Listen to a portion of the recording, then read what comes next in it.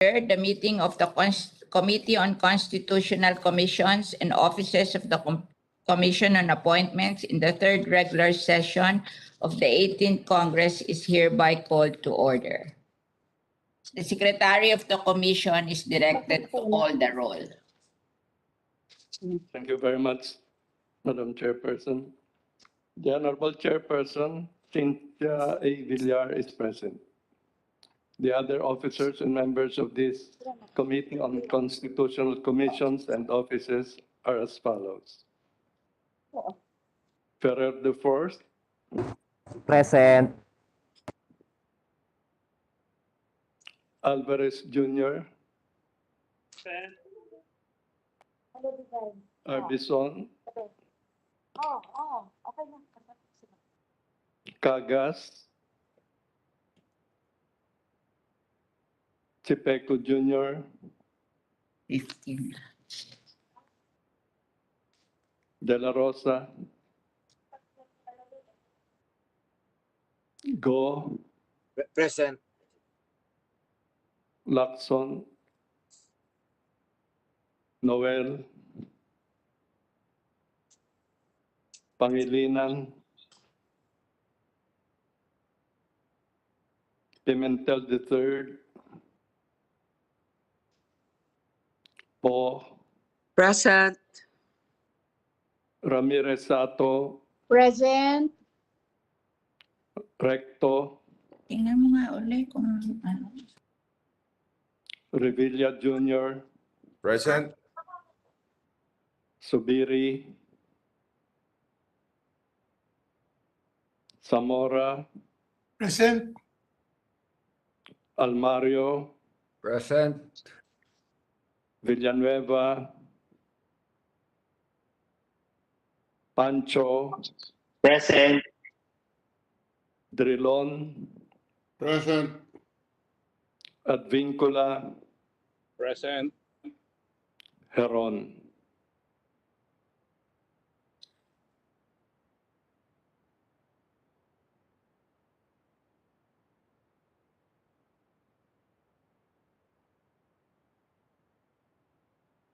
Ninang, nakamute ka po.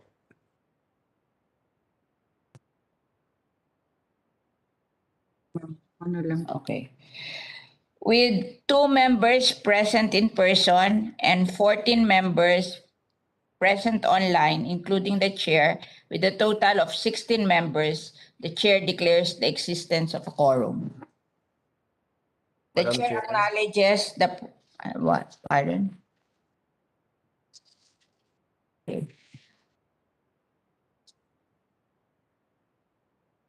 Majority Floor Leader. Madam Chair, I move to dispense with the reading of the minutes of the meeting held on January 26, 2022, and consider the same as approved. There is a motion to dispense with the reading of the minutes of the January 26, 2022 meeting and consider the same as approved. Is there any objection? Hearing none, the body hereby dispenses with the reading of the minutes of the January 26, 2022 meeting and consider the same as approved. Upon consideration of the committee is the nomination of Mr. Ryan Alvin Rivera Acosta as Commissioner, Civil Service Commission for a term expiring on February 2, 2027, Vice Leopoldo Roberto W. Valderosa Jr. May we now hear the Secretary's report on the status of the jurisdictional requirements in compliance with the new rules of the Commission and the new rules of the standing committees and other relevant information about the nominee. Thank you very much, Madam Chair, Your Honors. The Commission on Appointments received on January 20, 2022, for its consent, the nomination of Mr. Ryan Alvin Rivera Acosta as Commissioner, Civil Service Commission, for a term expiring on 2 February 2027, Vice Leopoldo Roberto W. Valderosa Jr. Subject nomination was referred by the Chairperson of the Commission the Honorable Vicente C. Soto III, to the Committee on Constitutional Commissions and Offices for its appropriate action on January 20, 2022, pursuant to Section 16, Chapter 5 of the new rules of the Commission. Likewise, the said nomination was broadcast over PTV4 on January 21, 2022 at 6:36 p.m. and was published on January 22, 2022 in two newspapers of general circulation, pursuant to Section 2, Article 2 of the new rules of the standing committees.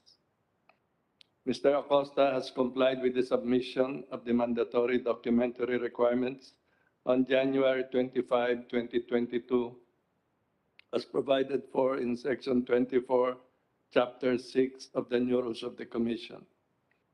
No sworn opposition has been filed against the nomination of Mr. Ryan Alvin Rivera Acosta. On behalf of the Chair, the body would like to acknowledge the online presence of the Secretary of Justice, Menardo Guevara. That is all, Madam Chair, Your Honors. Secretary, please administer the oath of Mr. Ryan Alvin Rivera Acosta.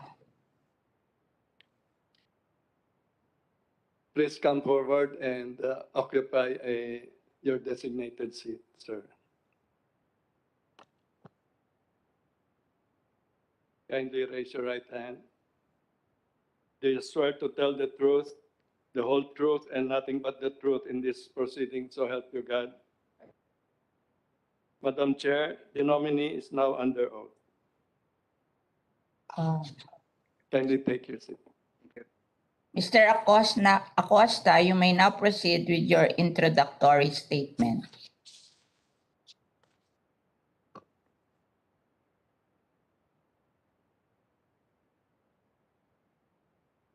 Honorable Chairperson, Madam Senator Cynthia Villar, honorable members of the Commission on Appointments, my fellow public servants attending in person or online, ladies and gentlemen, good morning.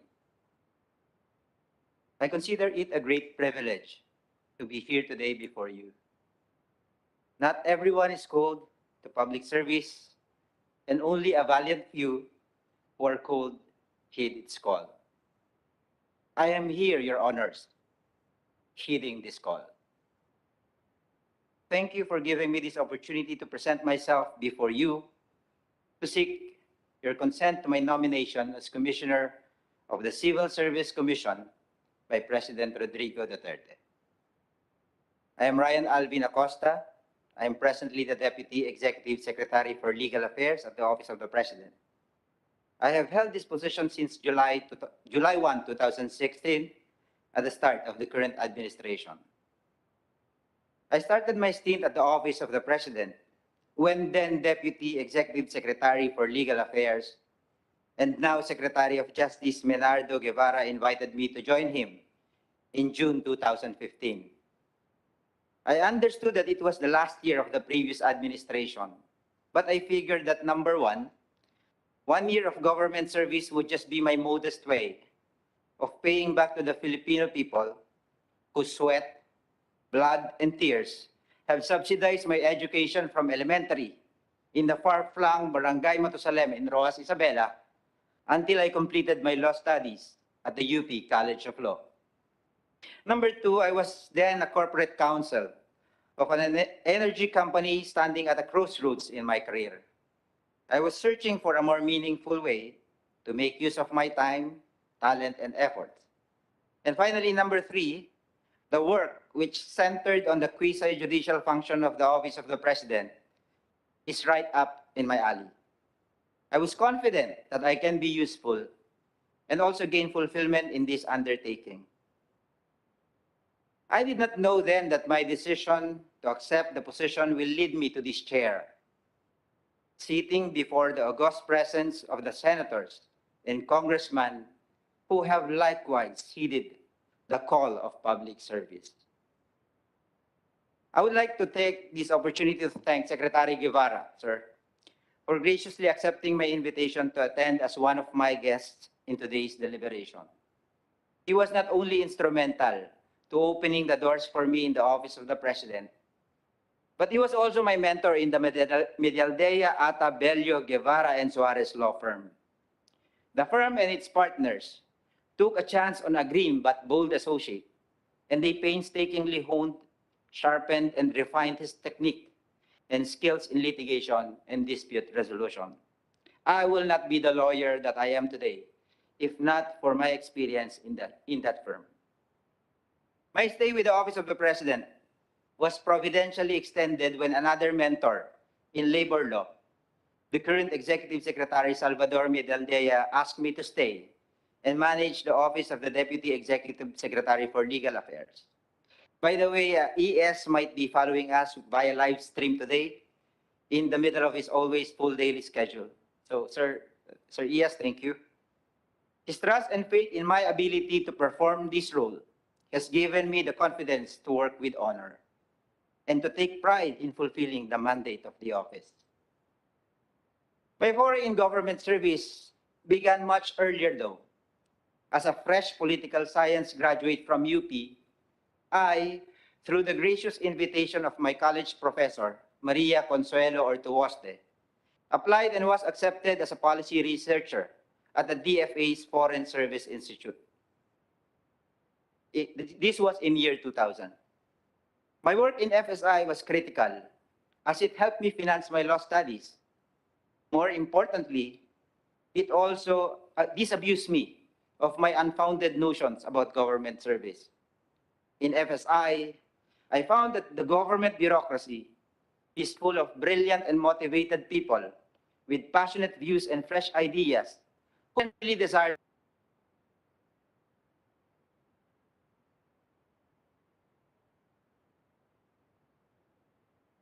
and I hope that these fine men and women will never regret their decision to hire me.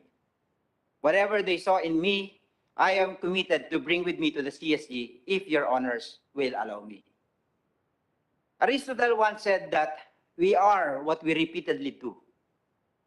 Excellence then is not an act, but a habit. This notion applies to most things, not just excellence, which is both a process and an end result. The same can also be said about work ethic, integrity, and fairness. All fundamental tenets that I've always tried to apply in my work as a public servant, in my dealings with people, in my life in general. The CST is constitutionally mandated to promote morale, efficiency, integrity, responsiveness, progressiveness, and courtesy in the civil service.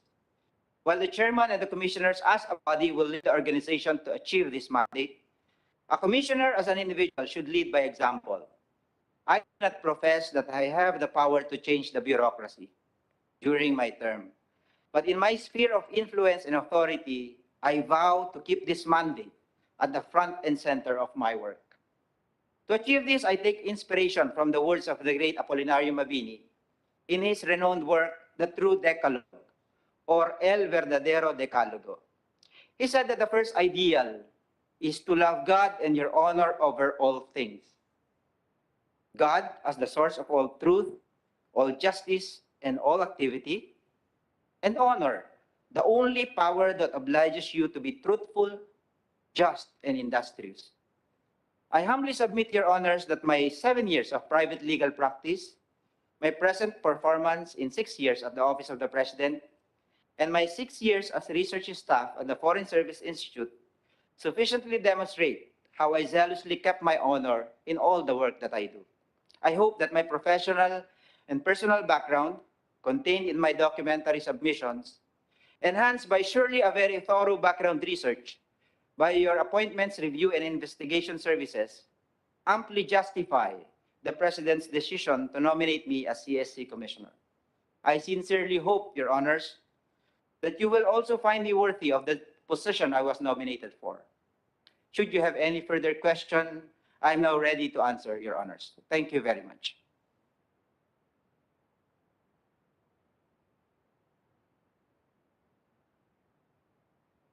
from the members. Senator Revilla is raising his hand. Yes, thank you, Madam Chair. Just have a few questions to the nominee. Go ahead, Senator. Attorney Acosta, the civil service examinations as well as professional licensure exams were postponed during the pandemic due to the health risk involved.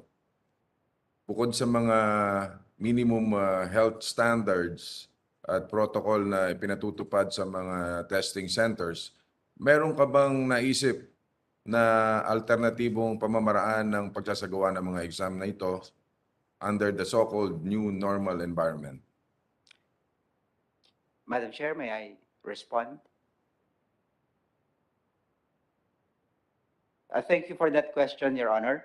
I actually have some ideas on how to, it's part of the bigger response, Your Honor, insofar as adapting mechanisms to adapt to the new normal.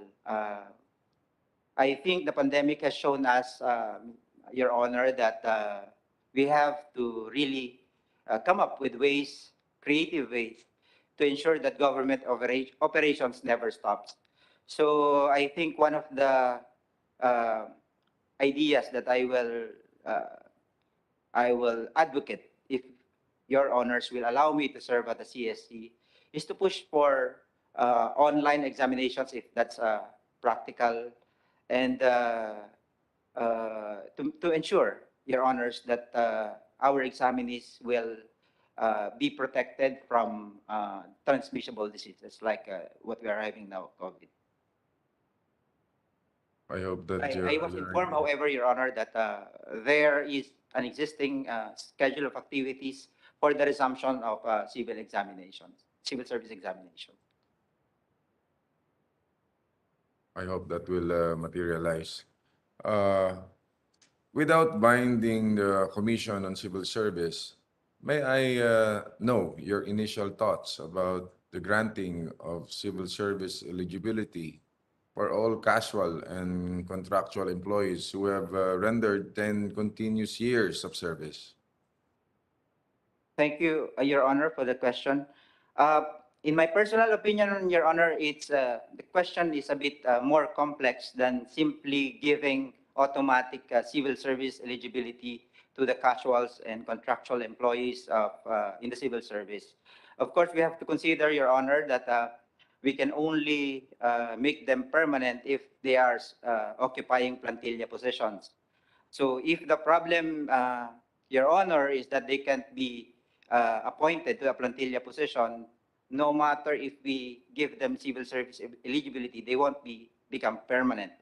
On the issue, for example, given that they are occupying a plantilla position, assuming they are occupying plantilla positions, my personal thought, Your Honor, is giving them automatic civil service eligibility wouldn't be the ideal solution because it may undermine the very objective of the civil service, which is to ensure that we have competent and efficient workers. It's hard to strike a balance between maintaining competence and efficiency in the civil service versus recognizing the contributions of our civil servants. However, I think the Civil Service Commission has already come up with some solutions that tries to balance the two. And this is, for example, giving preferential rating for employees who have rendered a number of years. For example, they will be given 10 points, 15 points, or 20 points in their civil service exams. But they have to take the civil exams even if they have rendered service. It's just that they will be given additional points for the service years that they have rendered. So in so doing, Your Honor, we help them to some extent to pass the examination and earn civil service eligibility without watering down or undermining the level of competence and efficiency in the civil service. Dami kasing lumalapit sa akin regarding this, so let's work on this now. So I have no more questions to the nominee, Madam Chair, but may I be allowed to spread into the records a short manifestation, Madam Chair? Okay. Thank you, Madam Chair. This is just a short manifestation of support to the nomination of Mr. Ryan Alvin Acosta as Commissioner of the Civil Service Commission. As the Chairman of the Senate Committee on Civil Service, we have constant communication and collaboration with the good people of the Commission. And they have been very helpful in refining the bills that we take up before our committee. We hope that such good partnership between the Senate and the CSC will continue with the nominee. And we take note of Attorney Acosta's impressive background and his initiatives in promoting efficiency and transparency in our government, particularly in the offices where he served. I'm confident that with his competence, resourcefulness, concern for the welfare of his fellow civil servants, and commitment to giving the Filipino people the excellent public service it deserves, he will be a good addition to the CSC family as one of its commissioners. That's all, Madam Chair. Maraming salamat po. Thank you, Senator Revilla. We would like to recognize the physical presence of Congressman Ferrer, and we want to recognize Senator Lacson for his questions. Thank you, Madam Chairperson. Good morning, sir. Good morning, Your Honor.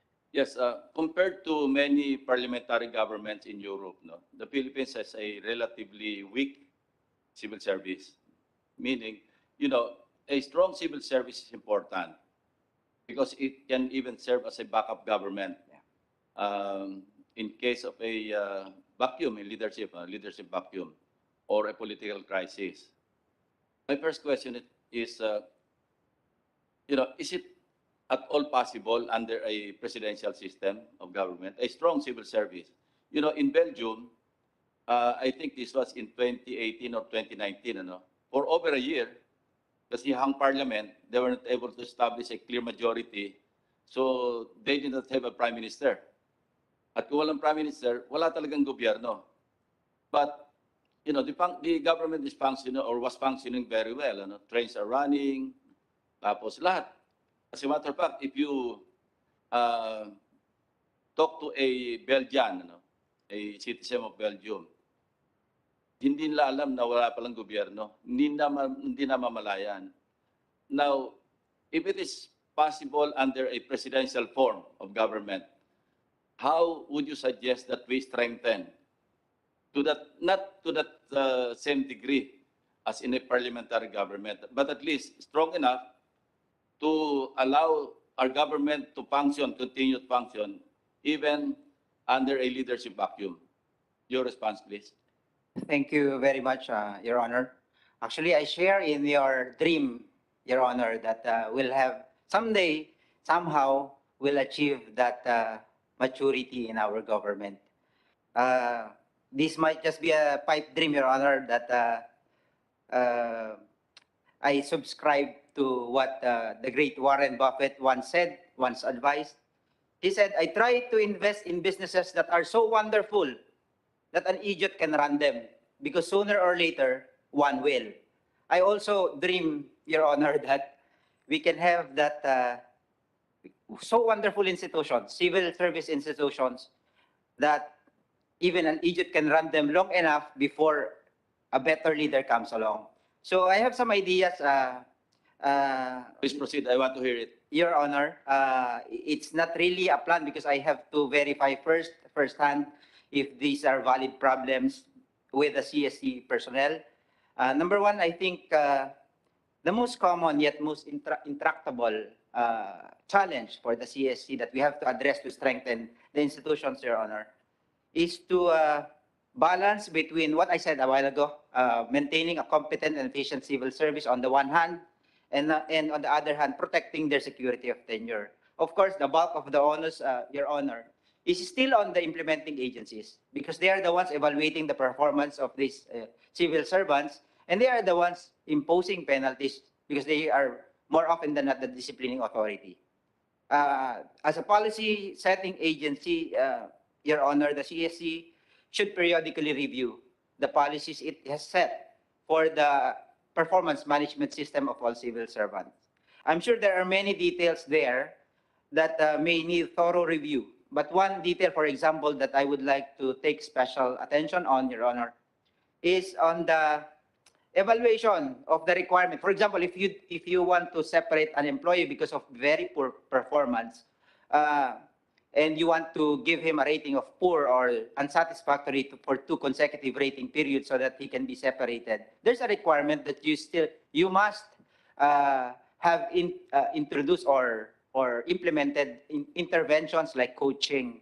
I would like to take a look if the requirement and evidentiary requirement or burden to do that coaching, to prove that you've done coaching and intervention is so onerous that it's becoming impractical. I'm coming from Office of the President, Your Honor, where work hardly stops. I know that heads and managers hardly have time to do these administrative requirements. So if they will be able to provide evidence that they in fact made coaching and intervention, and they have adduced sufficient evidence given the circumstances of the demands of their job, they should not be required more than that so that they can weed out incompetent or deadwood in the civil service.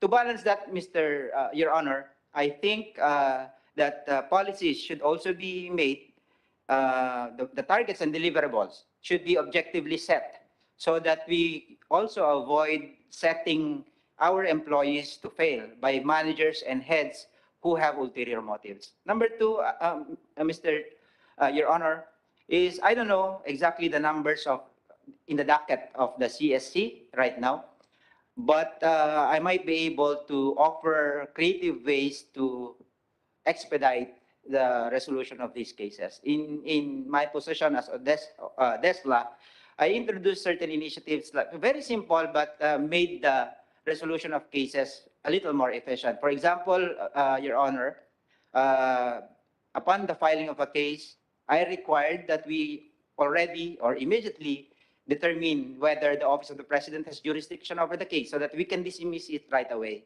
So number one, it gives closure immediately to the parties because we can dismiss the case. And number two, it can make the docket more manageable.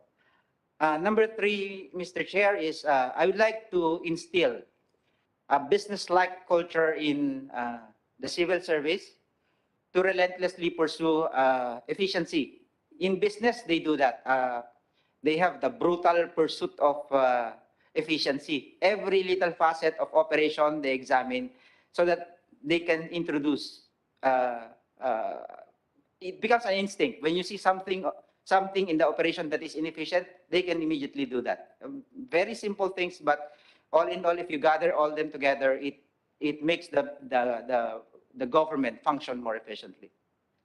Finally, Your Honor, I would like to sit down with CSC key officials because I don't presume to know all the answers to the question, but I am confident, Your Honor, that we have enough brain power in CSC to come up with a similar mechanism in the private sector, what they call business continuity plan. Because as the pandemic have shown us, Mr. Chair, it's so difficult. We have to have set mechanisms and processes so that even in the face of disasters, government can still function.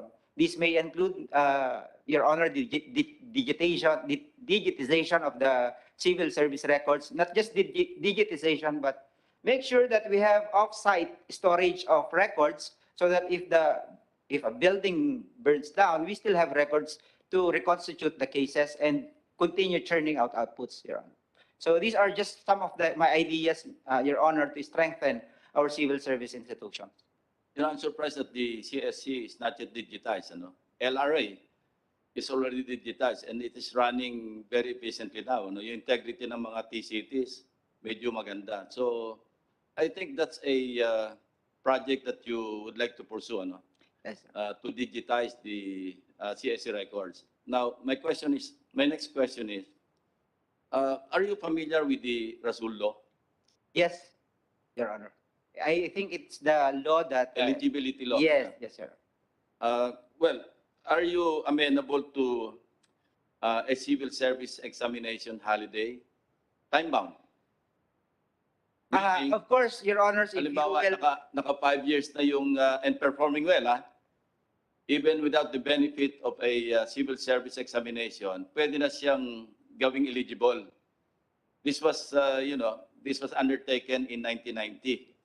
Yun nga, under the Rasul law. Probably, how many civil servants do we have now as we speak? I think we have 1.6 million regular employees, but including the non-permanent ones, the contractuals and JOs, I think we have 2.2 million. Yes, and kulang pa. Parang may shortage pa tayo ng mga 200,000 yata. I'm not really sure about if there's a shortage, Your Honor, because as just a practical observation, Your Honor, the pandemic has shown us that even with limited workforce, we can still continue. So maybe we can probably pursue streamlining of government operations. So, I refer to the civil service eligibles. Ano? Sabi ko, parang kulang pa yata ng 200,000 yung sa mga eligible civil servants. Yes, yes. Okay. So, yun lang, sinound off ko lang, anong position or view nyo do sa, in relation to the Rasul law? Of course, Your Honor, if the Congress will pass a law giving that civil service exam holiday, we are the implementing agency. If you allow me to be a commissioner of the CSC, No, we will defer. you're invited as a resource person. If- What is your position? I will maintain, Your Honor, that even if I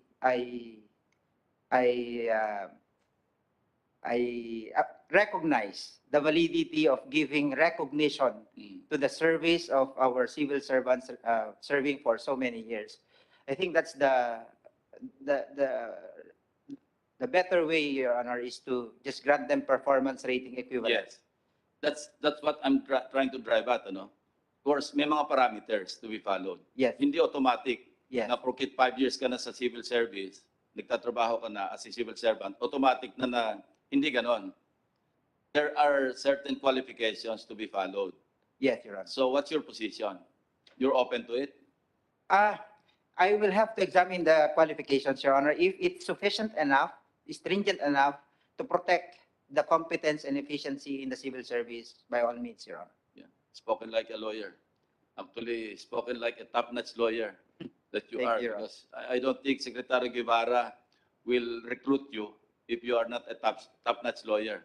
And even so with ES Bingbong with Deldea. Anyway, my advance congratulations. I will support your confirmation. Thank you so sir. much. Thank you. Thank you so much, Your Honor. May we acknowledge the online presence of Senator Pimentel, Congressman Heron, Congressman Arbison, and Senator Subiri. We now recognize Senator Drilon to ask his questions. Thank you very much, Madam Chair. Just a few questions. First, as a follow-up to the questions of Senator Lacson, did you say that we have something like 1.6 million civil servants, both regular and casual, or only regular employees? Only regular employees, Your Honor. What is the approximate number on 1.6 or 2.2? I heard you say two figures for my clarification. For career and non-career permanent employees, Your Honor, we have 1.757 million civil servants. 1.7 million. Yes, Your Honor. No. Are these all, this would include local government civil servants? Yes, Your Honor. So this is the total. Would you have an approximate figure of how many contractuals, casuals, project employees there are? There are, for job orders and contract of service by sector aggregate, Your Honor, we have a total of 449,748 for job orders, and we have 132,630 contract of services, bringing us a total of 582,378. I have here the breakdown of the numbers for national government agencies, GOCCs, SUCs, local water districts, and LGUs, Your Honor, but that's the total numbers for JOs and COS, Your Honor. And this would include both national and local. Yes, Your Honor. Okay, no. Including GOCCs, Your Honor, and state universities and colleges. Will this include the trolls in some government agencies? I don't know. You would know. Yes, and I'm sure that as a good lawyer, you will answer you do not know. But indeed, let me put on record that I see that you're well qualified for the position. You graduated from the correct school, the UP College of Law. But having said that, I note that the one who you acknowledge to have brought you into the government service is a graduate of Ateneo Law School. Your boss in your law firm and the present executive secretary is from San Beda, and you are from UP. Which of the three law schools are the best to your estimate? We have a lot of best Let me schools. warn you. Let me warn you. Your confirmation, insofar as I'm concerned, will depend on your answer to that very crucial question. Your Honor, of course, my loyalty will be with our law school, but I recognize, even in my office, Your Honors, that I have very, very good lawyers coming from San Beda, Ateneo, and other law schools. Yes. No, you really speak like a diplomat, and I was wondering why you left the diplomatic service. You really have all the qualities of an ambassador, very deferent, very substantial answers. So why did you leave the Foreign Service Institute and chose a very turbulent world of a political office? Thank you, Your Honor. When I was in Foreign Service Institute, there was really an expectation, Your Honor, that we will proceed with taking the FSO exam and pursue diplomatic practice.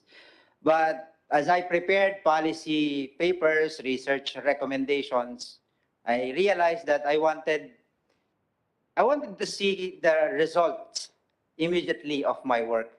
When you submit research papers, policy recommendations, you don't know if they accepted, if your superiors adopted or accepted your recommendations. But in legal practice, you will know if your effort has resulted in winning a case or defending your client. So I wanted to really immerse first with that practice and later on determine which one would be best for me. As fate would have it, Your Honor, I think I enjoyed public service domestically, Your Honor, even if the pursuit of diplomatic practice would also be very attractive for others. Okay. All right. People are telling me that you would have been a good ambassador and head of mission today if you stayed in the DFA, but these are decisions that you make and you define your career in that manner, and I therefore would accept that as indeed something very laudable. But going back to the substantive issues, you said that you have 1.7 million regular employees and 582,317 non-regular employees, consisting of casuals, contractual employees, job orders, etc. This is so the casuals is about 26% of our total government workforce. On the basis of the rough estimates that you just mentioned, there would be a total of 2,282,000 workers in government or bureaucrats. And out of that, about 26% or 582,000 would not enjoy security of tenure. That's one-fourth. In other words, one-fourth of our government workforce would be casuals, would have no tenure because they are not regular employees. What do you intend to do about this? But my first question probably is, do you think, or in your judgment, could our bureaucracy stand some reduction or rationalization or trimming?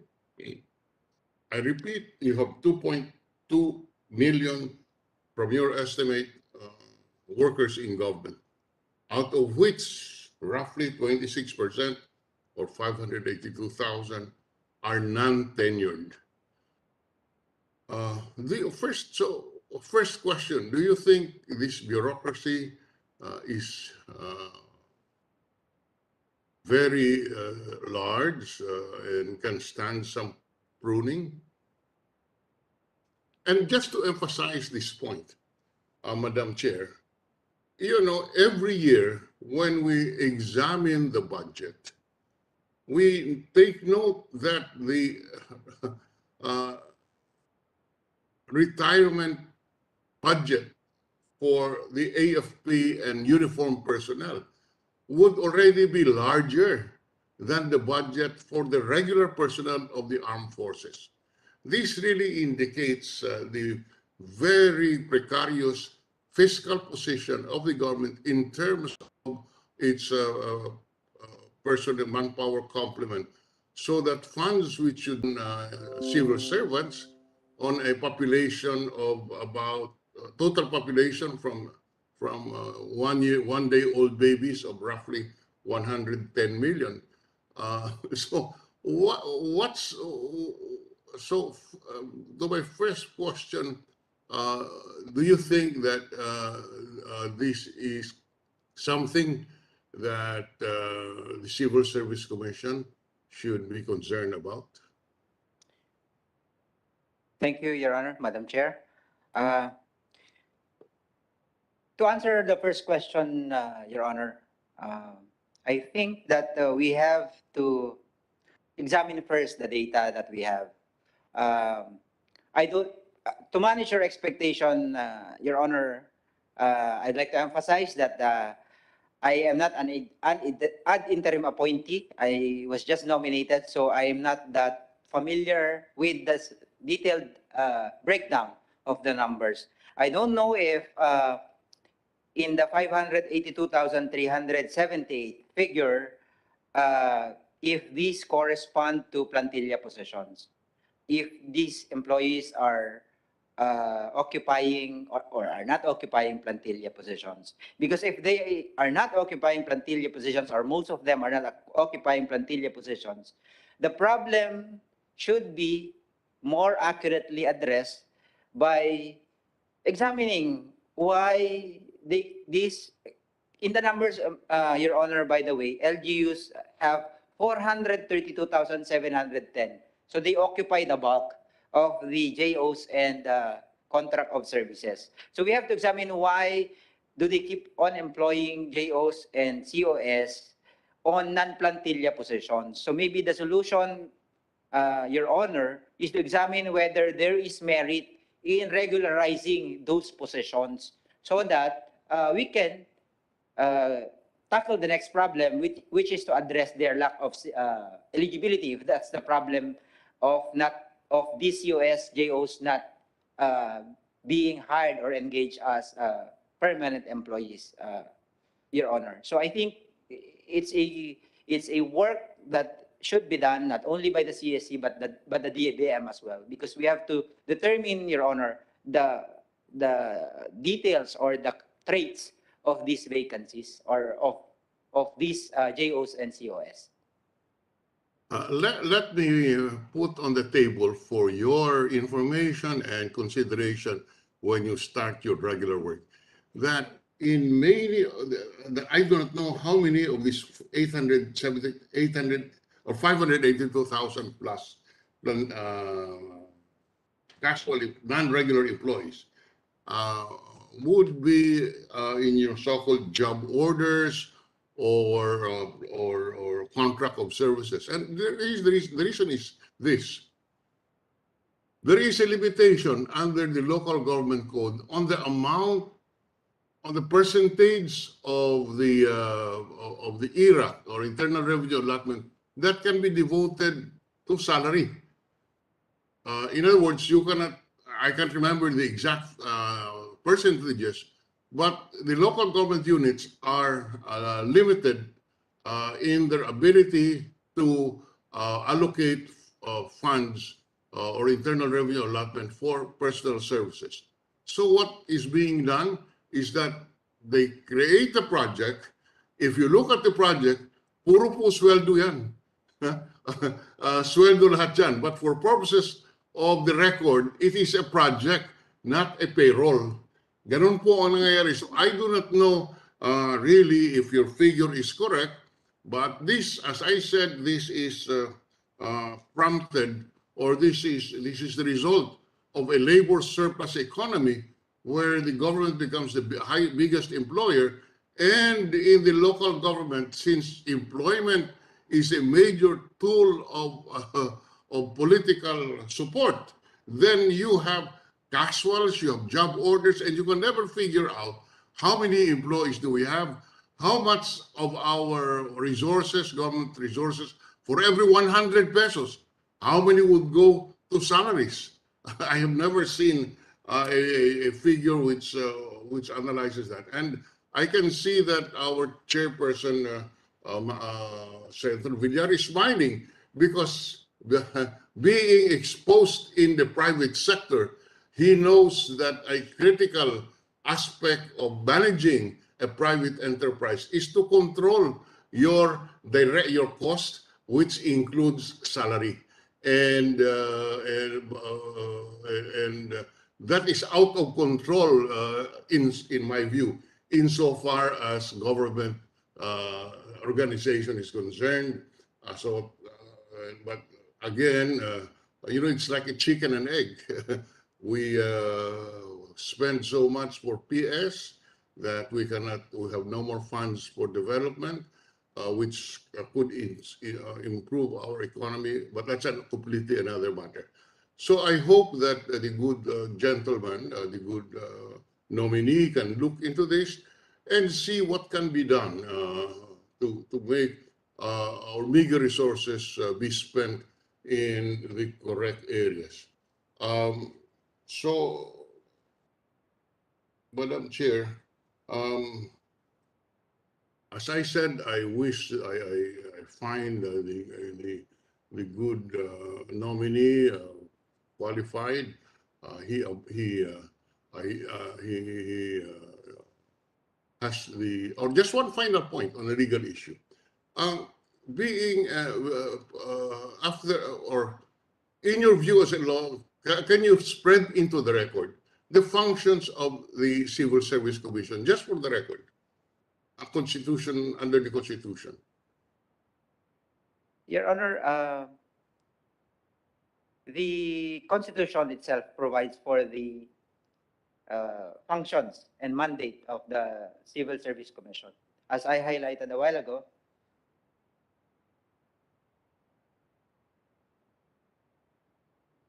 the Civil Service Commission has the mandate as the central personal agency of the government, shall establish career service and adopt measures to promote morale, efficiency, integrity, responsiveness, progressiveness, and courtesy in the civil service. It shall also strengthen the merit and reward system, integrate all human resources development programs for all levels and ranks, and institutionalize a management climate conducive to public accountability. It shall submit to the President and the Congress an annual report of its personal programs. So, in other words, in layman's terms, the jurisdiction of the Civil Service Commission is on the entire bureaucracy, civil service. Yes, Your Honor, it covers GOCCs, even GOCCs and local government units. Is the nominee aware of an office called Career Executive Service Board? Yes, Your Honor. And would the nominee put on the record what he recalls or what he understands to be the functions of the Career Executive Service Board? In my understanding, Your Honor, the Career Executive Service Board has the function of making sure that the executive level positions have the necessary management skills, Your Honor, so that they will be able not only to possess the technical proficiencies to run an office, but more importantly, the management competencies, Your Honors, to manage people. So they have a different accreditation, Your Honor, and they are protected with security of tenure. They also have different levels of ranks, Your Honor. So depending on your position, Your Honor, an appropriate rank in the civil service, CSB, is required for you to occupy and earn or make the position best in you. Oh, is the CSB under the control and supervision of the Civil Service Commission? Is the Career Service Board decisions appealable and reviewable by the Civil Service Commission? I think the commission, while the CSB, Your Honor, is chaired by the chairman of the commission of the CSC, it's not under the CSC. It's merely attached as a policy coordinating body, Your Honor. May I suggest you review that answer, Mr. Nominee, because as far as I can recall, the decisions of the the Career Executive Service Board is under the control and supervision of the constitutional body, which has exclusive jurisdiction over all matters arising from arising or related to civil service, and I don't think it can stand constitutional scrutiny if you have a separate office not under the Civil Service Commission, who would have his own functions insofar as qualifications to the position is concerned. Maybe you have not looked into that, but I would suggest that you take a second look on this very important point of jurisdiction. Being a lawyer that you will be sitting in the Civil Service Commission, it's very critical that you are fully aware of the powers of a constitutional body such as the Civil Service Commission, Mr. Nominee. I will most certainly heed your advice, Your Honor, and will examine in more detail, Your Honor, the appellate process of the CESB. Yeah, I stand corrected, but I think this should be a settled rule that the Career Executive Service Board should be under the control and supervision of the Civil Service Commission, which under the Constitution is granted exclusive of powers over the management of our human resources in the bureaucracy. So with that, Madam Chair, just a message that I would leave to the good nominee. I would vote for you, but please review this very critical position on the relationship between the Career Executive Service Board and the Civil Service Commission, particularly on the authority of the Civil Service Commission to review the decisions of the Career Executive Service Board. Thank you very much, Madam Chair, for the time that you have given to us. And as I would repeat, I will vote for the endorsement by this committee of the nomination of Mr. Acosta, of Attorney Acosta. Thank you very much, ma'am. Senator Drilon, may we acknowledge the online presence of Senator Recto? Madam Chair, Yes, Senator Subiri. if there's no other members who wish to manifest, may I also manifest? Make a quick manifest. I think Congressman Zamora will also manifest. I will go after everyone else. Thank you, ma'am. Congress.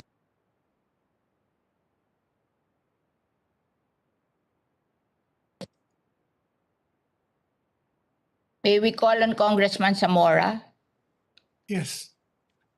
Thank you very much, Madam Chairperson. Please allow me a brief indulgence and some nostalgia. 50 years ago, I was appointed to the position occupied by the present nominee, the position of Deputy Executive Secretary for Legal Affairs in the Office of the President.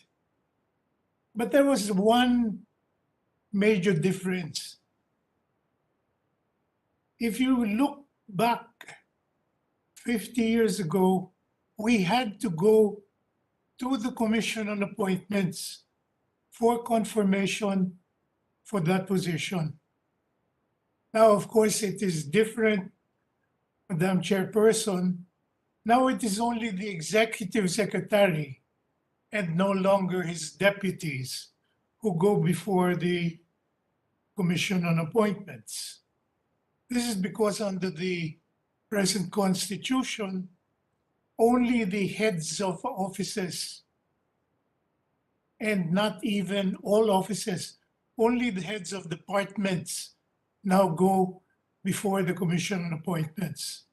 Before, you went down to as low as bureaus. So all bureau directors went to the Commission on Appointments. If you remember also, Madam Chair, all members of the judiciary used to go before the Commission on Appointments. Even members of the police force. Now we have this strange situation where members of the armed forces of the Philippines, down to the rank of colonel, go before the Commission on Appointments. As a matter of fact, in a few minutes, we will be doing what? Several dozen again of our senior officers, while their counterparts in the police service, who are equally in the uniformed services, will not. The only point that I would like to make about our present nominee is that, well, he is appearing here not as his DESLA position, which he presently occupies, but as a nominee to the Civil Service Commission. I note, Madam Chair, that February 2 is a very strangely important date for the Commission on Appointments. You are, Madam Chair, you are facing several vacancies. The chair of the Civil Service Commission also is, her term is expiring today. The chair of the Commission on Audit, his term is also expiring today. You have 3 commissioners, 1 chairman and 2 commissioners of the Commission on Elections. Their terms are also expiring today. I don't know if you've already received any appointments. If the executive secretary is present, maybe he can tell us whether all of these positions are going to be filled up today or tomorrow or anytime soon. But these vacancies are all appearing starting today. Our point is, Madam Chair, a lot is going to be happening in the Philippine government, especially in your committee. It helps to be prepared, and it helps that we are given advance notice of what is going to happen.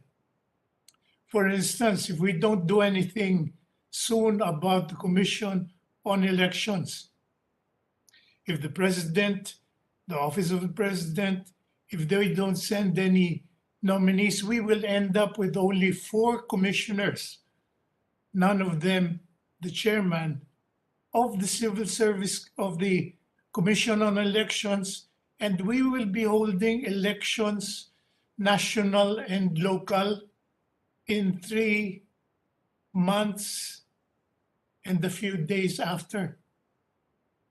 May 9th is going to be fast approaching, and we have to do something about this. In the end, Madam Chairperson, thank you very much for giving me this chance. I have no problems with Commissioner Acosta.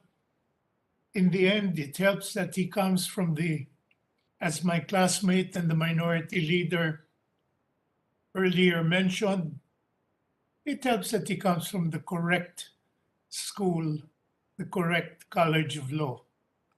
So with that, Madam Chair, I will anticipate and I will join the motion of the majority leader when he recommends to the plenary for the Commission on Appointments to accept and give its consent to the nomination of Commissioner Acosta to his nomination as Commissioner of the Civil Service Commission. Thank you very much, Madam Chairperson. Madam Chair. Thank you, Congressman Zamora. We now recognize Senator Subiri. Thank you very much, Madam Chair. Madam Chair, first of all, the appointee is highly qualified, and if you look at his track record, it's an impeccable track record. And of course, he's, as you can see with this curriculum vitae, he's a highly intelligent person, very qualified for this position. But I think the most important that he is being strongly endorsed, ma'am, strongly endorsed, ladies and gentlemen, by 2 of the people that I feel are, for me, the best and brightest of this administration. He is strongly endorsed by the people that I have the highest respects in this government, no other than Secretary Guevara and Secretary Bingbong Medialdia. And that's why I also strongly endorse him, because if these 2 gentlemen, Madam Chair, feel strongly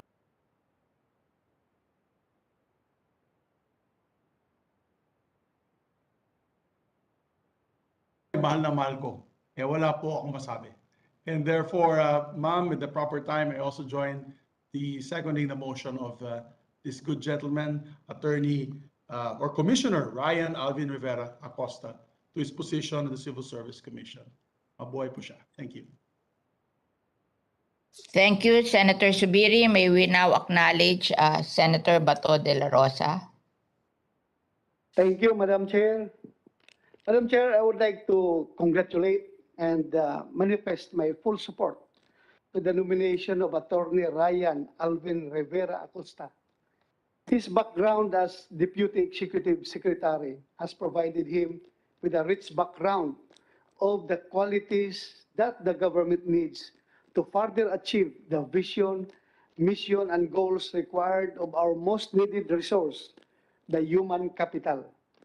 He will be most effective in providing legal advice and assistance to government offices and agencies regarding personnel administration, render opinions, rulings, or queries relative to civil service law and rules.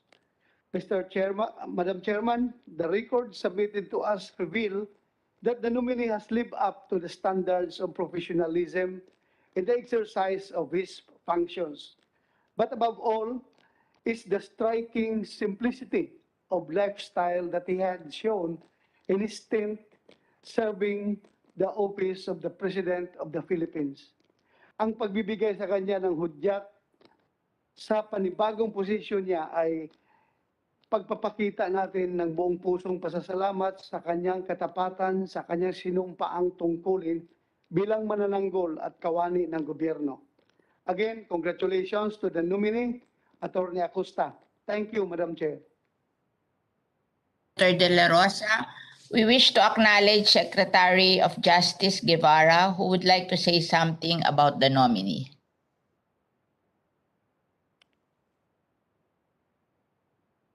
Madam Chair and all members, honorable members of the Commission on Appointments. Actually, I came here to just give my moral support for the nominee.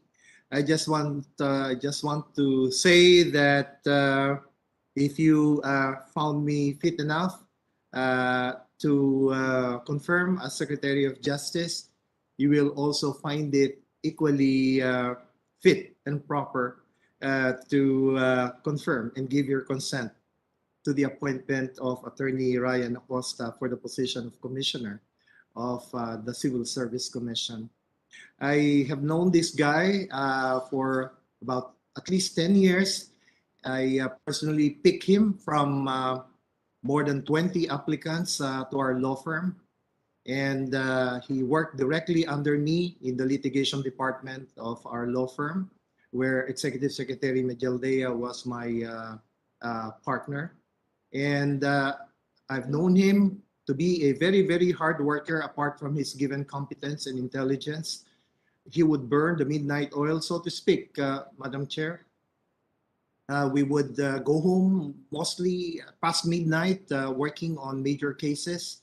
And when I got to the office of the President as Deputy Executive Secretary for Legal Affairs, he was the first among several lawyers whom I thought should accompany me and assist me in my work at the office of the President. So in my personal opinion, honorable members of this Commission on Appointments, you'll never go wrong when you give if you give your consent to the appointment of Attorney Ryan Acosta for the position of Commissioner. Thank you very much. Very much, Secretary Guevara. Majority Floor Leader. Ma'am, Ano ba? Madam Chair, Senator Dillon wished to be acknowledged. yeah, Okay. just one question to Secretary Guevara, if I may be allowed, as resource person. Why did you not become Justice of the Supreme Court? Why have you not allowed yourself to be nominated as Justice of the Supreme Court?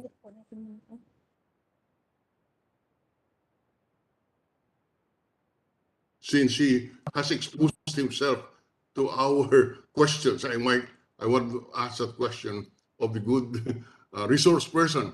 Bakit hindi po kayo na-appoint sa Korte Suprema? Magaling kayo.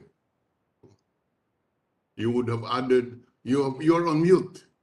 You're on mute. You're mute. Yes, thank you, Senator Dillon.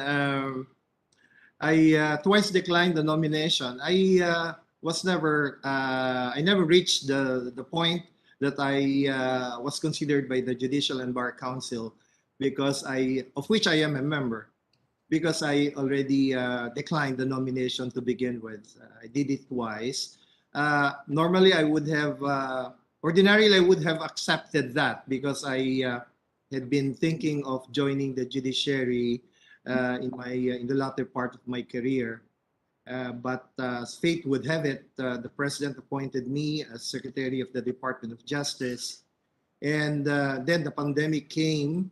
So I just thought, Senator Dillon, that in my personal opinion, I would be more useful to the government if I stayed on in the executive department, considering the present circumstances. I would have wanted very much to apply and be considered for the Supreme Court.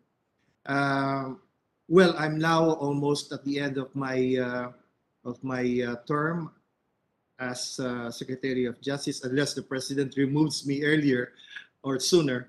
And I would have wanted still to pursue this opportunity with the Supreme Court. I'll be turning 68 this May. But the problem is we have this new rule in the JBC that requires that for an outsider, an applicant not coming from the judiciary, but who's applying for the Supreme Court, the requirement now is that you must be working in the Supreme Court for at least 2.5 years, remaining 2.5 years. So for that reason, I'm no longer qualified, Senator, but I would have wanted to. Thank you very much.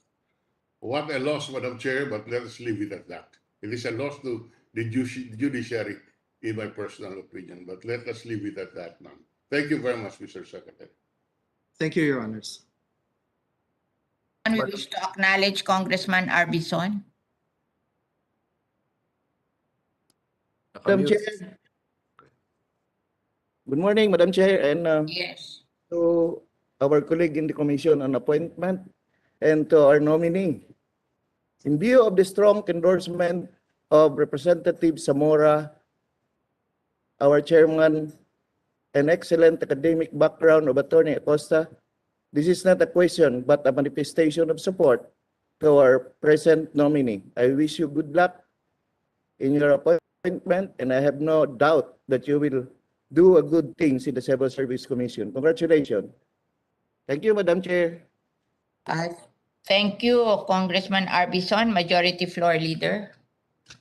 Madam Chair, let me also say that I've spoken with the nominee a couple of times, and I find him very easy to get along with, and he also easily understands the problems and gives solutions to them. And I join our colleagues in their endorsement to the nominee. As I now move, Madam Chair, to recommend to the plenary for the commission to give its consent to the nomination of Mr. Ryan Alvin Rivera Acosta as Commissioner, Civil Service Commission for a term expiring on February 2, 2027. Vice Leopoldo Roberto Valderosa Jr. I so move, Madam Chair. Second. Okay. There is a move to recommend and seconded to the plenary for the commission to give its consent to the nomination of Mr. Ryan Alvin Rivera Acosta as Commissioner, Civil Service Commission for a term expiring on February 2, 2027, Vice Leopoldo Roberto Valderosa Jr. Is there any objection?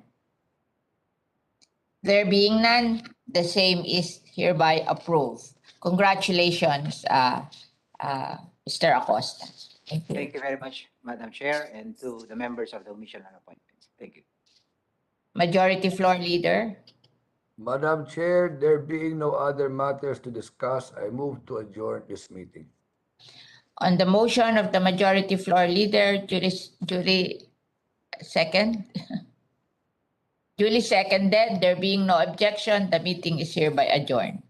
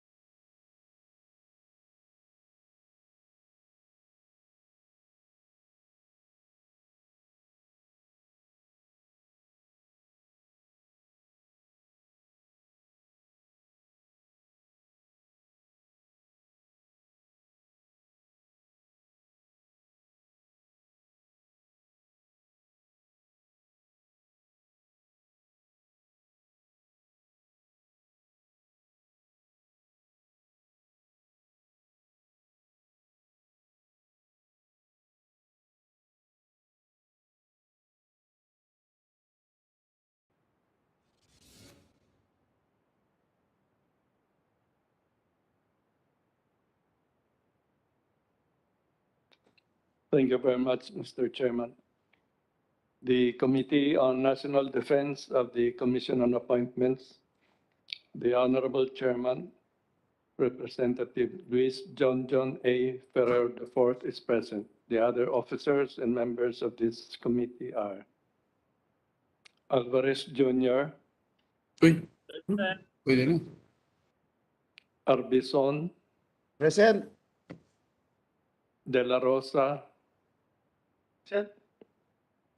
Go, Lacson, Pimentel III, Cagas, Chepeco Jr., Present. Noel,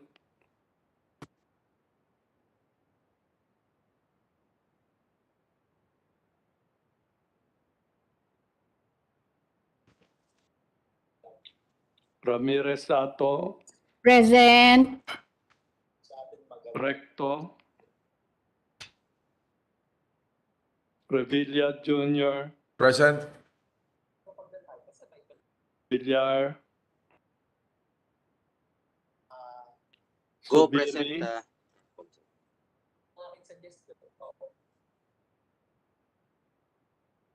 Zamora, Present. Almario, Present. Villanueva,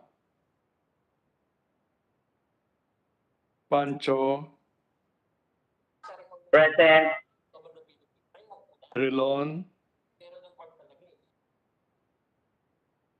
Advincula, Present. Peron. Present po.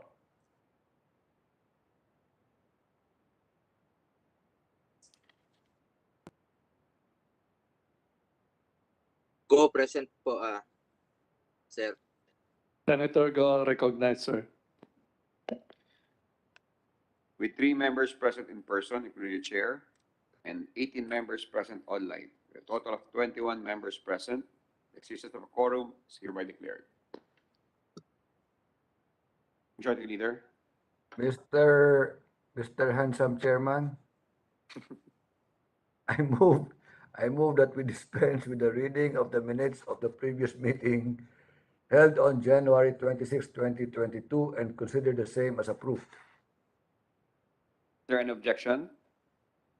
Chair hears none. Reading of the minutes of Major General Cirilo C. Balauro Jr. to the rank of Brigadier General. Edwin E. Amadar to the rank of Brigadier General. Agnes Lynette A. Flores to the rank of Colonel, Corps of Professors. Online po. Cleofe C. Pulmano to the rank of Colonel, Dental Service Reserve. Warlito G. Chi Jr. to the rank of Colonel, Dental Service Reserve. Michelle M. Ibuna to the rank of Colonel, Nurse Corps Reserve. Alvin V. Flores to the rank of Brigadier General.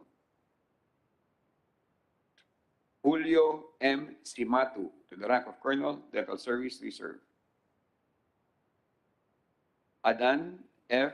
Rose to the rank of Colonel, Chaplain Service Reserve. Rex T. Armenia to the rank of Colonel, Chaplain Service Reserve. Dina F. Bergonia to the rank of Colonel, Nurse Corps Reserve. Jonathan B. Rico to the rank of Colonel, Medical Corps Reserve. Adonis R. Bahaw to the rank of Major General. Oliver C. Makiling to the rank of Brigadier General. Marcel D. Figuracion to the rank of Colonel, Philippine Army. Secretary, kindly report on the jurisdiction requirements and other pertinent information relative the 16 ad interim appointments in compliance with the new rules of the Commission and the new rules of the standing committees.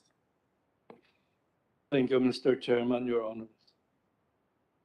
The 16 ad interim appointments dated December 17 and 28, 2021, and January 6, 2022, under consideration today by this committee, were received by the Commission on various dates and were forthwith referred by the Senate President and CA Chairman Vicente C. Soto III to the Committee on National Defense pursuant to Section 16, Chapter 5 of the new rules of the Commission. The said interim appointments were published on various dates in 2 newspapers of general circulation and broadcast over TV4 pursuant to Section 2, Article 2 of the new rules of the standing committee. All the appointees complied with the submission of the mandatory documentary requirements as provided in Section 24, Chapter 6 of the new rules of the Commission. Your Secretariat received a letter dated 31 January 2022 from the Office of the Deputy Chief of Staff for Personnel, J1, Major General Adriano S. Perez Jr., addressed to the committee chairperson, Representative Luis John A. Ferrer IV, requesting that Colonel Agnes Lynette A. Flores, who tested positive for COVID-19, be allowed to appear online during the consideration of her ad interim appointment before this Committee on National Defense.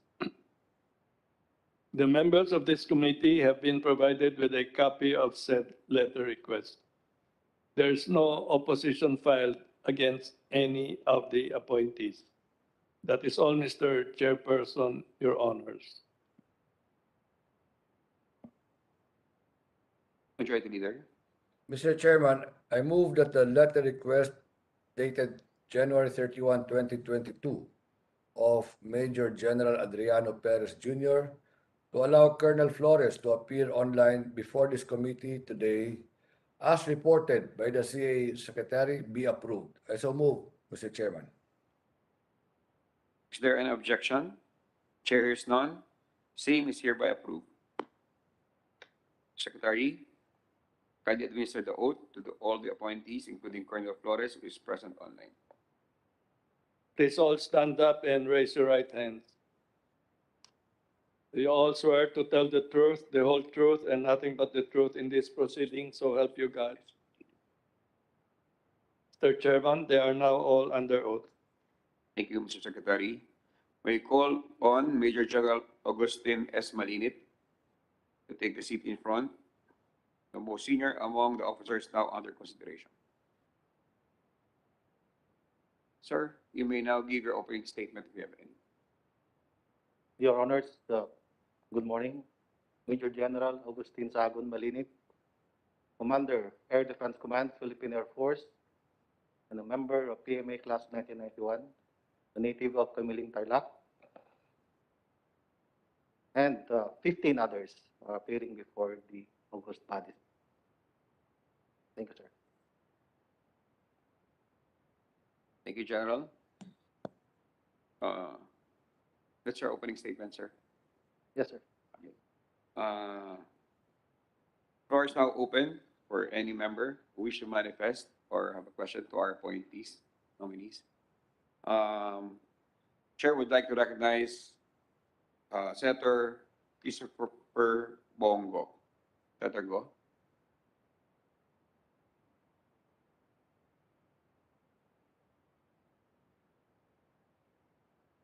Okay.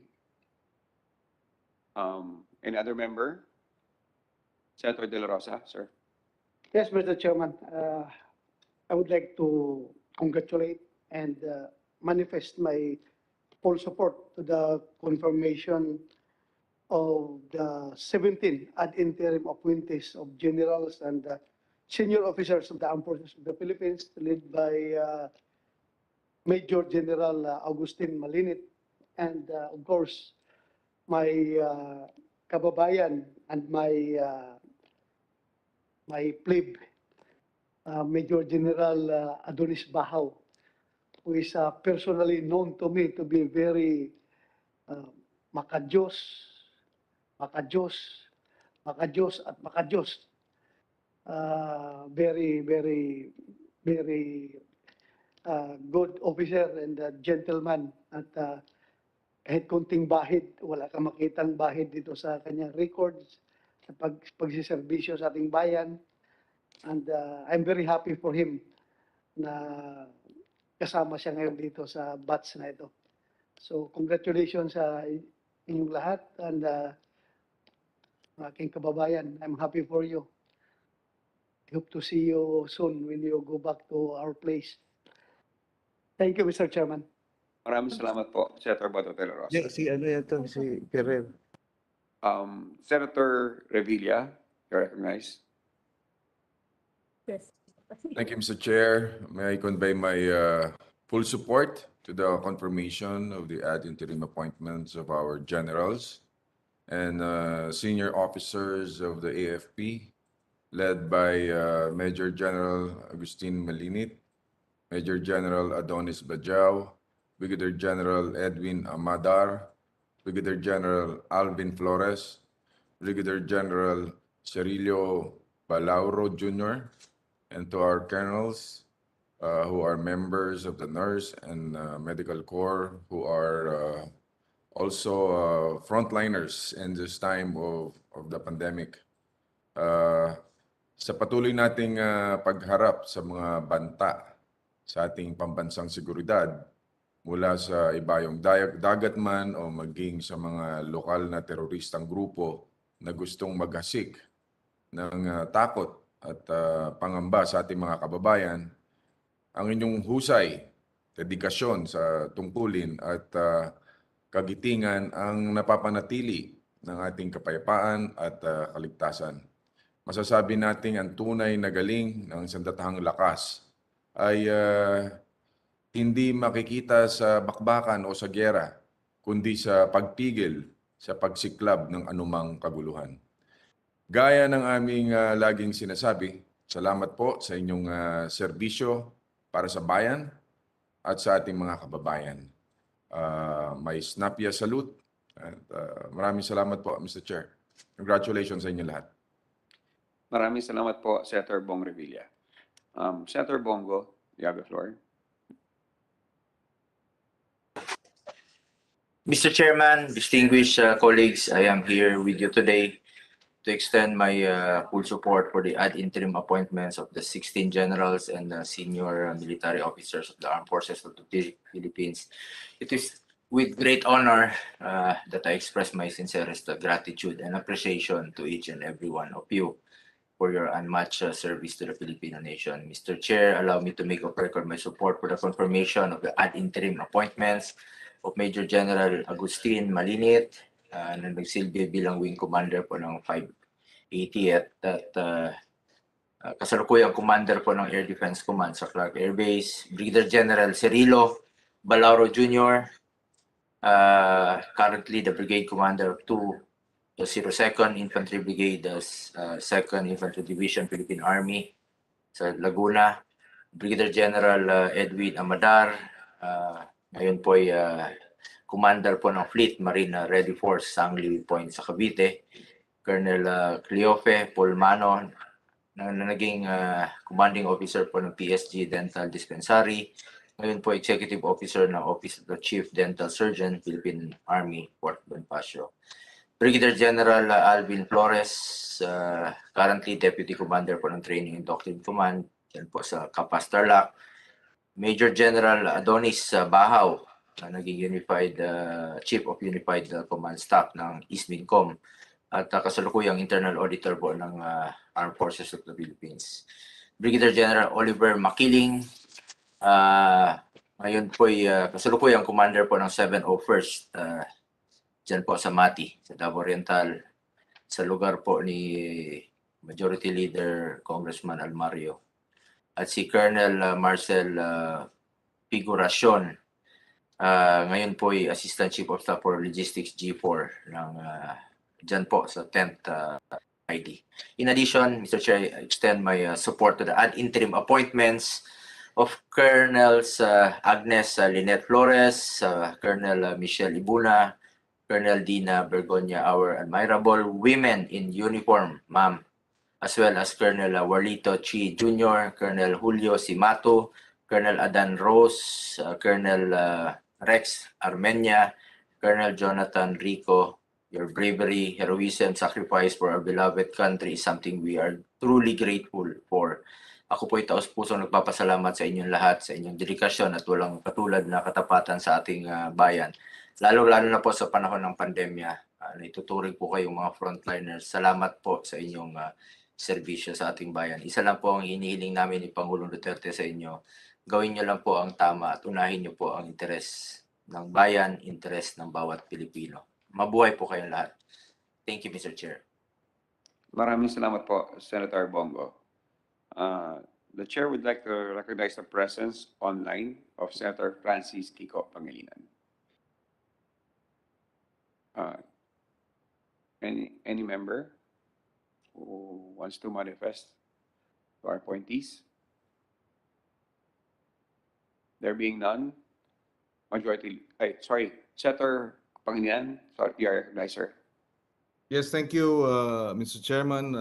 Likewise, this representation would like to support the confirmation of our men in uniform today in the agenda. Maraming salamat sa inyong serbisyo sa ating bansa. Maraming salamat sa inyong patuloy na pagtaya ng inyong buhay at inyong ang inyong buhay para sa pagdepensa ng ating republika. And I congratulate our men in uniform, our officers, for their confirmation. Soon to be confirmation. Maraming salamat for your service and magandang araw sa kanilang lahat. Thank you. Maraming salamat po, Senator Kiko Pangilinan. Senator Mig Subiri. Yes, Go I ahead, would like to also second the motion to approve all the gentlemen and women of the armed forces for approval for plenary action. Mr. Chairman, maraming salamat sa serbisyo niyo. Thank you very much for your service, gentlemen and ladies. My wife. Maraming salamat po, Senator Mig Subiri. Any other member? There being none, ating makisig na Majority Leader. Mr. Handsome Chairman, may I request, before I make the motion, may I request General Oliver Makiling to stand up so that he can be recognized.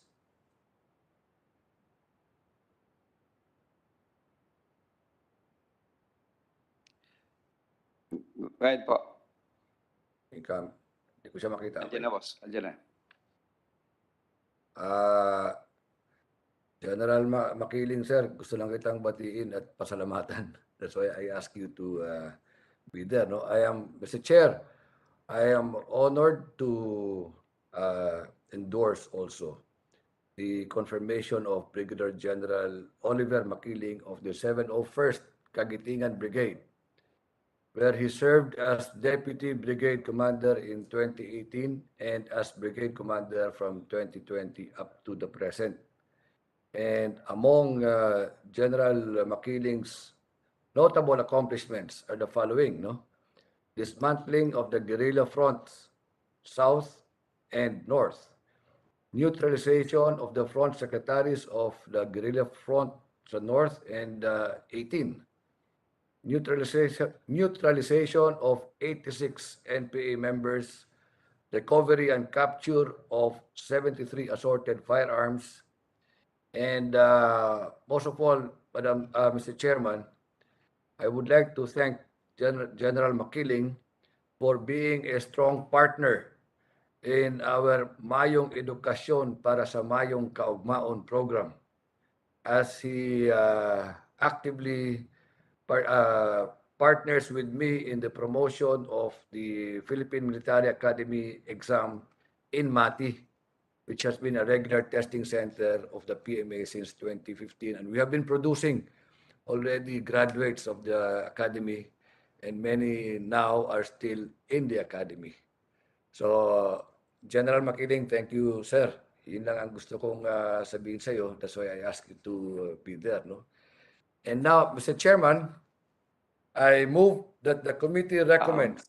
Majority Leader, sorry po, before you proceed, we'd like to acknowledge the presence online of Senator Joel Villanueva. Sen. Thank you, Mr. Uh, Chairman. Go ahead, Majority Leader. Yes, Mr. Chairman, I move that the committee recommends to the plenary for the commission to confirm the ad interim appointments of all the general and senior officers of the armed forces of the Philippines before us today. I so move, Mr. Chairman. Is there an objection? Chair hears none. Motion is hereby approved. Majority Leader. Mr. Chair, there being no other matters to discuss, I move to adjourn. Okay, any second? On motion of Majority Leader, there being no objection, meeting is hereby adjourned. Magandang tanghali ho sa inyo lahat and congratulations.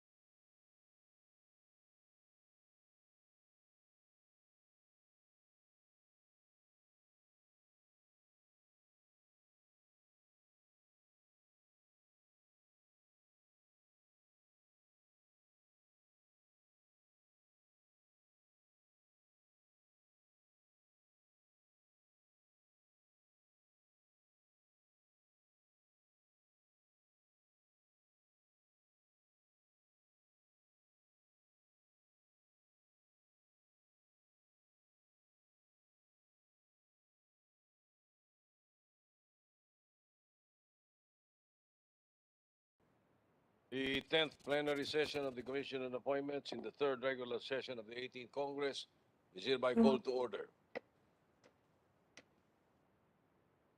Let us all pause for a minute of silent prayer.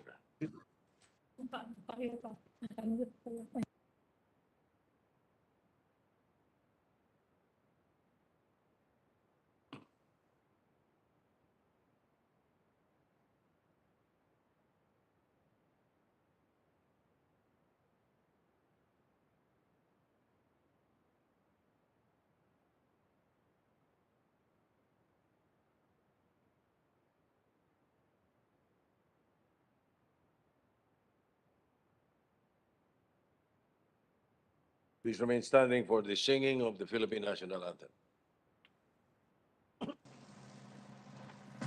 Bayang mag-ibig, dalas ng silanganan, palak na puso, sa katipoy buhay.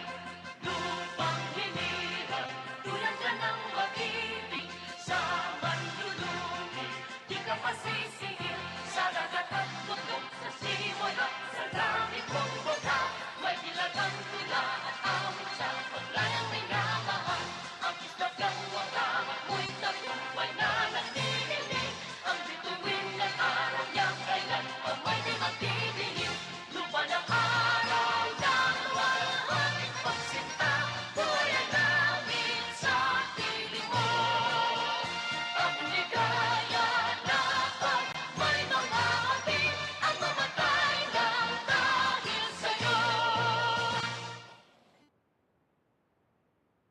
The Secretary will please call the roll. Thank you very much. The honorable members of the Commission on Appointments,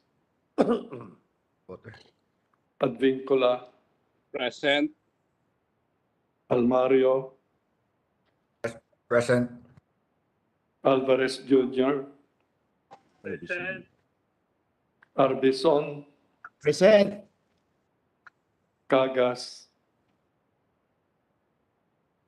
Chipeco Jr., Present. De La Rosa, Present. Drilon, Ferrer the Fourth, Present, sir, present. Senator Drilon is present. Peron, Present. Go, Lacson, Noel,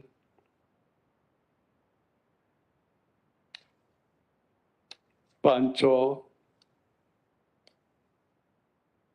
Pangilinan, Present. Present. Present. Pimentel III, Po, Ramirez Sato, Present. Recto, Present. Revilla Jr., Present. Villanueva, Present. Villar, Present. Zamora, Subiri. Present. Second call, Senator Go is present. Senator Lacson, Present. Senator Pimentel III is present. Mike present. The Honorable Chairperson is present. Thank you. There are 2 members physically present and 21 online, for a total of 23. The chair declares the existence of a quorum. Majority Leader, Mr. Chairman, I move to dispense with the reading of the journal of the plenary session held on January 26, 2022, and consider the same as approved. any objection? Hearing none, the journal is approved. Mr. Proceed, Chair, Majority Leader. Yes.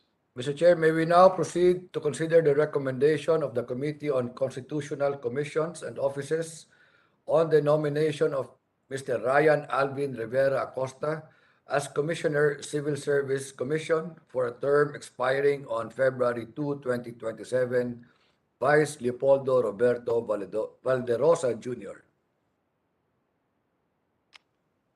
Any objection? Hearing none, the consideration of the recommendation of the Committee on Constitutional Commissions and Offices is in order. Mr. Chair, I move that the chairperson of the Committee on Constitutional Commissions and Offices, Senator Cynthia Villar, be recognized. Senator Cynthia Villar is hereby recognized. Thank you, Mr. President, and Mr. Chairman, and esteemed colleagues in the Commission on Appointments. As your chairperson of the Committee on Constitutional Commission and Offices, it is my honor and privilege to submit to this august body for its consent the nomination of Mr. Ryan Alvin Rivera Acosta as Commissioner of the Civil Service Commission for a term expiring on February 2, 2027, Vice Leopoldo Roberto Valderosa Jr. Mr. Acosta was born and raised in Isabela, the Queen Province of the North, to Mr. and Mrs. Regino and Marita Acosta. Our nominee's father, an educator and civil servant, instilled in his young mind the importance of a good education and the importance of reading. At a young age, our nominee indulged himself in books ranging from history, literature, and anything in between. Books about old kingdoms, amazing tales, and on exotic places are among his favorites. But he also relished Filipino comics, liwayway, song hits, encyclopedias, and the Bible. His love of books and reading enriched his young mind and widened his horizons. Mr. Acosta is a product of public education. He finished his elementary education at Matusalem Elementary School as class valedictorian and graduated fourth in his class at the Isabela State University Laboratory High School in Echage, Isabela. Our nominee pursued college at the University of the Philippines in Manila. With grit and determination, Mr. Acosta excelled and finished his political science degree, cum laude. Without the luxury of financial resources, Mr. Acosta had to work to support his law education. He worked at the Foreign Service Institute while taking up law at the UP Diliman, graduating in 2006 and passed the bar the following year. In the first 8 years of his legal career, Mr. Acosta sharpened his legal skills in the private sector, enduring the usual inordinately long hours in a law office before becoming an in-house corporate counsel in 2011. In 2015, Mr. Acosta received an invitation from his mentor, now Secretary of Justice, Menardo Guevara, to assist him in the office of the President. Believing that he had an obligation to give back to the Filipino people whose sweat and blood have subsidized his education, Mr. Acosta left the comforts of private employment and joined the office of the President. While our nominee was preparing to return to private practice, Executive Secretary Salvador Medaldea offered the legal portfolio to him and has since assisted the Executive Secretary and the Office of the President in resolving appeal decision, processing enrolled bills, resolving administrative cases, falling under the disciplinary authority of the President, and ensuring that all presidential issuance are in accordance with the Constitution and relevant laws. As a leader, Mr. Acosta has shown the innate ability to bring out the best in his subordinates, a must for an officer of the Civil Service Commission. As proof of this, 2 of his 3 deputies have since been promoted as undersecretaries, and the other one has been appointed as regional trial court judge.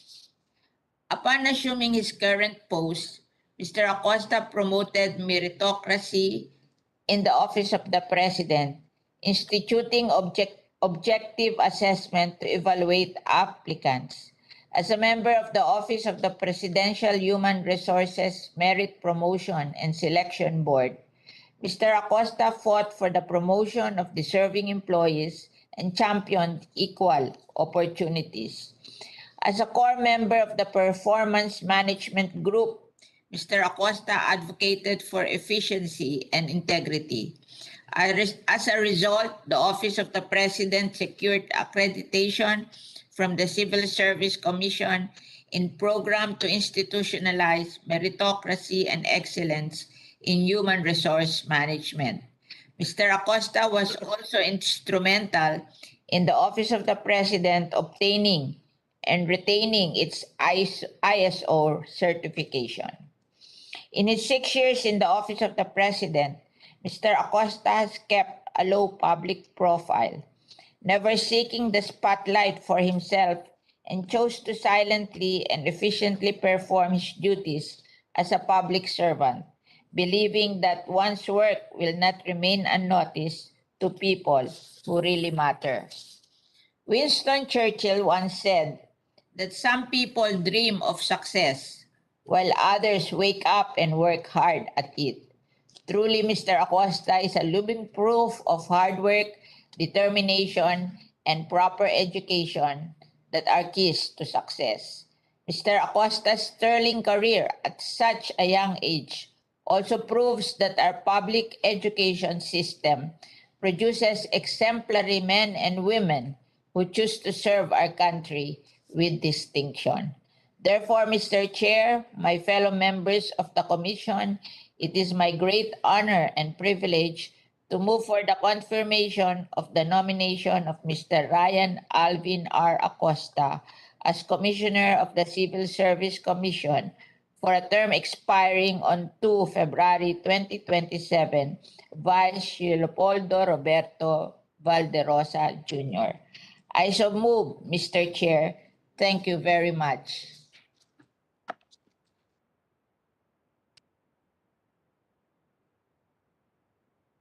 Senator Frank Dillon is recognized. Mr. President, thank you for allowing me to take the floor. And I'm taking the floor to put on record my congratulations to the nominee for having been appointed to this position. And indeed, it is my honor and pleasure to cast an affirmative vote for the consent of this commission to his appointment. This is probably my last act as a member of the Senate, among my last acts, as my term will be expiring on June 30. And therefore, it is indeed an honor for me to be able to cast the affirmative vote for Mr. Acosta on my last session as a member of this august body. Mr. Acosta is extremely qualified. He finished law in the right school, the UP College of Law, and therefore he deserves the appointment. I am sure that he will protect meritocracy as he has used this as a standard in his stint in government service. So with that, Mr. Chairman, Mr. President, please, I want to second, it is my pleasure to second the nomination of Senator Cynthia Villar for this commission to give its consent to the appointment of Attorney Acosta. Thank you, Mr. President. Thank you. Senator Zubiri is recognized. Thank you very much. Thank you very much, Mr. President. Thank you for allowing me to have the honor to second the nomination to the commission to give its consent to the nomination of Commissioner Ryan Alvin Rivera Acosta of the Civil Service Commission. Commissioner Acosta comes highly recommended by his superiors and colleagues in government, who has been serving as Deputy Executive Secretary for Legal Affairs under the Office of the President since 2017. At the young age of 42, I can say that he has made for himself a well-rounded, impressive resume. with experience in both private practice and public service. He's a product of arguably the best law school in the country, and I'd like to second the motion of, or the manifestation of our dear Senate Minority Floor Leader, the University of the Philippines College of Law, and cum laude graduate of the University of the Philippines, Manila, where he completed his BA in Political Science degree. He's a highly competent individual, accomplished official who remains committed to serving the government and the Filipino people. And with his leadership skills and belief in meritocracy, I believe Commissioner Acosta is the best candidate for the position of Commissioner of the Civil Service Commission. It is with the above-mentioned points, with great honor that I'm seconding the motion for the Commission to give its consent to the nomination of Commissioner Ryan Alvin Rivera Acosta. Maraming salamat, Mr. President. All right, thank you. Anyone else? So there is a motion duly seconded for the commission to give its consent to the nomination of Mr. Ryan Alvin Rivera Acosta as Commissioner, Civil Service Commission, for a term expiring on the 2nd of February 2027 by Leonardo Roberto Valderosa. Is there any objection? Chair hears none. The motion is approved. Thank you. Congratulations, Commissioner. Majority Leader? Mr. Chairman, may we now proceed to consider the recommendation of the Committee on National Defense on the ad interim appointments of 16 general and senior officers of the Armed Forces of the Philippines. I so move, Mr. Chairman. Any objection? Chair hears none. The consideration of the recommendation of the Committee on National Defense is in order. Mr. Chair, the Commission received a letter dated January 31, 2022 from the Office of the Deputy Chief of Staff for Personnel J1, Major General Adriano Perez Jr., requesting that Colonel Agnes Lynette A. Flores be allowed to attend online during the consideration of her ad interim appointment in the plenary session of the Commission on Appointments for the reason that she is COVID-19 positive and is required to undergo isolation pursuant to the IATF and DOH guidelines. Members of this commission have been provided a copy of the said letter request. On that note, Mr. Chairman, I move that the letter of Major General Adriano Perez Jr. dated January 31, 2022 be approved. I so move, Mr. Chairman. Any objection? Hearing none, the motion is approved. Mr. Chairman, I move that the Chairperson of the Committee on National Defense, Representative Luis John Ferrer IV, be recognized. Representative Luis John Ferrer IV is hereby recognized. Thank you, Mr. Chair. Mr. Chairman, distinguished members of the Commission on Appointments, this representation as Chairman of the Committee on National Defense presided over a public hearing this morning to deliberate on the 16 ad interim appointments of general and senior officers in the Armed Forces of the Philippines.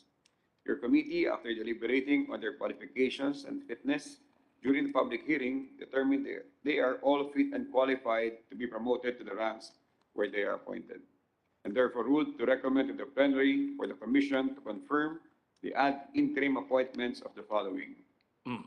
Agustin S. Malinit to the rank of Major General. So moved, Mr. Chair. Any objection? Hearing none, approved. Adonis R. Bahaw to the rank of Major General. So moved, Mr. Chair. Any objection? Hearing none, approved. Oliver C. Makiling to the rank of Brigadier General. So moved, Mr. Chair. Any objection? Hearing none, approved. Alvin V. Flores to the rank of Brigadier General. So moved, Mr. Chair. Any objection? Hearing none, approved. Cirilo C. Balauro Jr. to the rank of Brigadier General. So moved, Mr. Chair. Any objection? Hearing none, approved. Edwin E. Amadar to the rank of Brigadier General. So moved, Mr. Chair. Any objection? Hearing none, approved. Marcel D. Figuracion to the rank of Colonel, Philippine Army. So moved, Mr. Chair. Any objection? Hearing none, approved. Agnes Lynette A. Flores to the rank of Colonel, Corps of Professors. So moved, Mr. Chair. Any objection? Hearing none, approved. Dinah F. Bergonia to the rank of Colonel, Nurse Corps Reserve. So moved, Mr. Chair. Any objection? Hearing none, approved. Michelle M. Ibuna to the rank of Colonel, Nurse Corps Reserve. So moved, Mr. Chair. Any objection? Hearing none, approved. Julio M. Simatu to the rank of Colonel, Dental Service Reserve. So moved, Mr. Chair. Any objection? Hearing none, approved. Warlito G. Chi Jr. to the rank of Colonel, Dental Service Reserve. So moved, Any Mr. Chair. objection? Hearing none, approved. Leofe C. Pulmano to the rank of Colonel, Dental Service Reserve. So moved, Mr. Chair. Any objection? Hearing none, approved. Rex T. Armenia to the rank of Colonel, Chaplain Service Reserve. So moved, Mr. Chair. Any objection? Hearing none, approved. Adan F. Rose to the rank of Colonel, Chaplain Service Reserve. So moved, Mr. Chair. Any objection? Hearing none, approved. And Jonathan B. Rico to the rank of Colonel, Medical Corps Reserve. So moved, Mr. Chair. Any objection? Hearing none, approved. That's all, Mr. Chair. Salamat po. Thank you. For the record, we have also physically present Senator Bongo, who is here with us. And just in case, this is the last commission and appointment session that I will be presiding on, I wish to thank the members of the body and the Secretariat for their invaluable work and commitment to ensure the uninterrupted performance of our duties and mandate despite the challenges that have been brought about by this pandemic. So I wish everyone well and maraming salamat. See you around. Majority Leader. Mr. Chairman, daghang salamat sa imong maayong serbisyo as our Chairman of the Commission on Appointments. Mr. Chair, there being no other matters to discuss, I move to adjourn. Any objection? Chair hears none. The session is hereby adjourned. Congratulations, sir. Congratulations.